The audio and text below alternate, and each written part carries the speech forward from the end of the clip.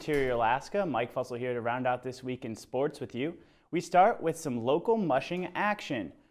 The Open North American Championship sled dog races are now underway. The competition is celebrating its 70th anniversary. It's considered by many to be the oldest sled dog race on Earth.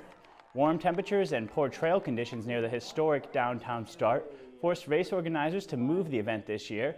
It's now taking place at the Jeff Studdert Race Grounds off of Farmers Loop Road. 25 mushers completed the first 20.9-mile heat earlier today.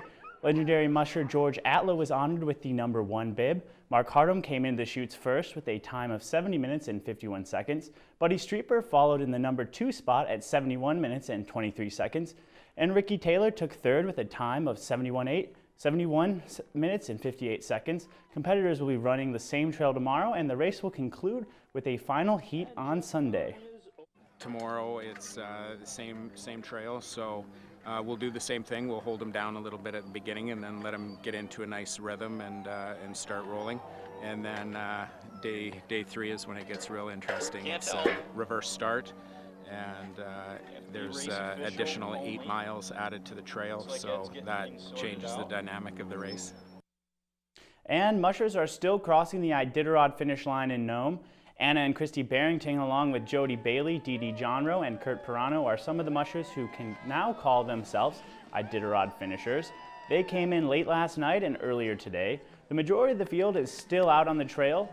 The majority of the field that is still out on the trail will be passing through White Mountain in the days to come.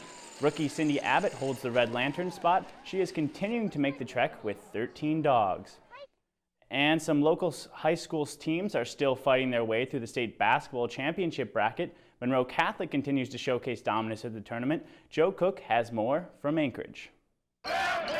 3A state tournament action in the Sullivan Arena on Thursday night. The Rams of Monroe faced the Warriors of Bethel in the quarterfinals. Monroe came out gunning, going 3 for 3 from 3, and their 9-2 first quarter lead ballooned. Monroe led 26-10 at the half. Mike Cluding scored 14 in the first half and finished with a game-high 18, whereas Bethel struggled to hit shots. Monroe cruises 58-32 over Bethel. The Rams will face Grace Christian in the semis, a rematch of last year's title game. The Hutchinson girls saw a double-digit lead fade away as the pesky Homer Mariners strung together some plays and came back to make it a 5-point game in the fourth quarter. However, Hutchinson went to the inside-outside attack. Ashley Stark and Ellie Veazey combined for 23 points, and Hutch holds off Homer for a 45-36 win and advanced to the semifinals against Sitka.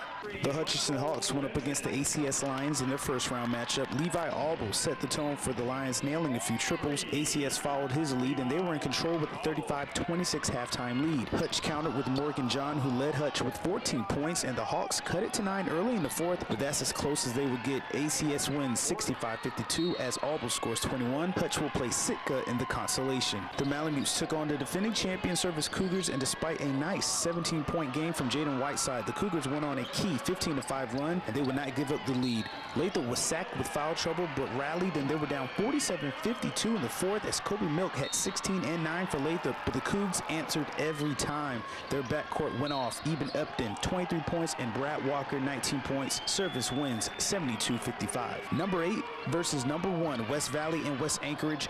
West Valley was down 12 early, but had the deficit late in the second quarter. Play of the year, Dejan Weiss and Daniel Hornbuckle went at it. Weiss with 18 and Hornbuckle with a game-high 29 points. The Pack would cut it to 9 a few times, but even in the dim Sullivan Arena as the game went past 11 p.m., the Eagles turned the lights off on the Pack in a 72-57 win. West Valley and Lathrop will meet for the 5th time this season in consolation.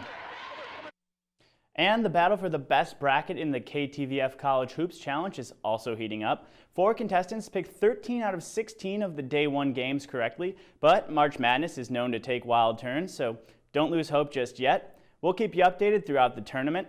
And that'll do it for sports tonight. Thanks for rounding out the week with me. I'll be back tomorrow with a recap of Saturday sports action at 6 and 11.